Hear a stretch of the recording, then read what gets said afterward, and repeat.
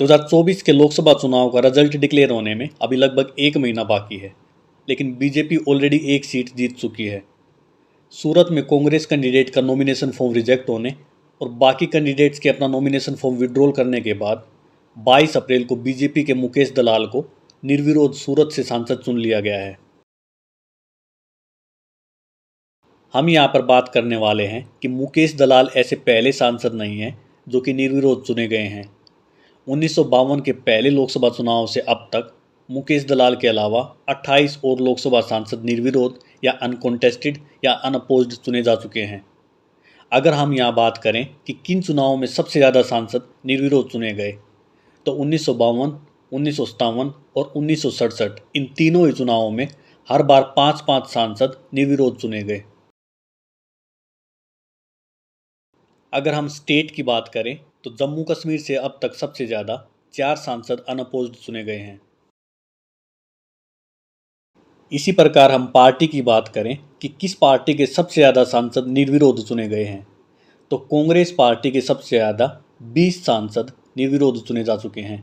इसके बाद जम्मू कश्मीर की नेशनल कॉन्फ्रेंस पार्टी और उत्तर प्रदेश की समाजवादी पार्टी दोनों के ही 4-4 सांसद निर्विरोध चुने गए हैं और बीजेपी का केवल एक ही सांसद निर्विरोध चुना गया है और वह भी अभी इन चुनावों में गुजरात से सूरत से चुने गए मुकेश दलाल हैं।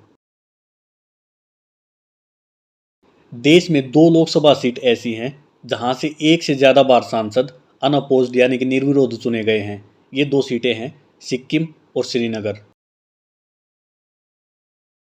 कुछ जाने माने सांसद जो कि अनअपोज्ड चुने गए वो हैं हमारे डिप्टी प्राइम मिनिस्टर और महाराष्ट्र के मुख्यमंत्री रह चुके वाई चौहान नासिक से, जे.एंड.के के पूर्व मुख्यमंत्री फारूक अब्दुल्ला श्रीनगर से, नागालैंड के पूर्व मुख्यमंत्री एस.सी. जामीर और ओडिशा के पहले मुख्यमंत्री हरे कृष्णा मेहताब अंगुल से।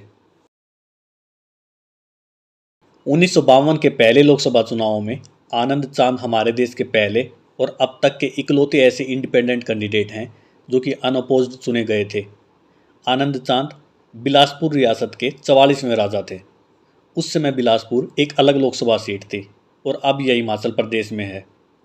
हालांकि कांग्रेस ने आनंद चांद के खिलाफ अपना कैंडिडेट खड़ा किया था, लेकिन बाद में उसने अपना नॉमिनेशन फॉर्म विड्रॉल कर लिया। कांग्रेस ने आरोप लगाया कि उसके कैंडिडेट को नॉमिनेशन फॉर्म विड्रॉल करने के लिए पैसे दिए गए थे। कांग्रेस इस इश्यू को कोर्ट में भी लेकर गई, लेकिन कोर्ट ने आनंद चांद के हक में फैसला सुनाया। 1985 में सिक्किम में हुए बाईपोल इलेक्शन में दिल कुमारी भंडारी को अनअपोज्ड चुना गया। वो लोकसभा में चुनी जाने वाली सिक्किम की पहली महिला थी। सूरत के मुकेश दलाल से पहले अगर रिसेंट निर्विरोध चुनाव की बात की जाए तो समाजवादी पार्टी की डिम्पल यादव निर्विरोध चुनी गई थी। 2012 में जब राज्य में समाजवादी पार्टी की फुल मेजोरिटी आ जाती है और अखिलेश यादव मुख्यमंत्री बनते हैं तो उन्हें अपनी कन्नौज से सीट खाली करनी पड़ती है। कन्नौज से हुए बाईपोल इलेक्शन में अखिलेश ने अपनी वाइफ डिम्पल यादव को कैंडिडेट बनाया। कांग्रेस, बसपा और आरएलडी इन तीनों ही पार्टियों ने अपने अपने कैंडिडेट खड़े नहीं किए, जबकि बीजेपी और कुछ अन्य इंडिपेंडेंट कैंडिडेट्स ने अपना नॉमिनेशन फॉर्म सबमिट किया, लेकिन इन सभी ने अपने नॉमिनेशन फॉर्म विड्रॉल कर लिए।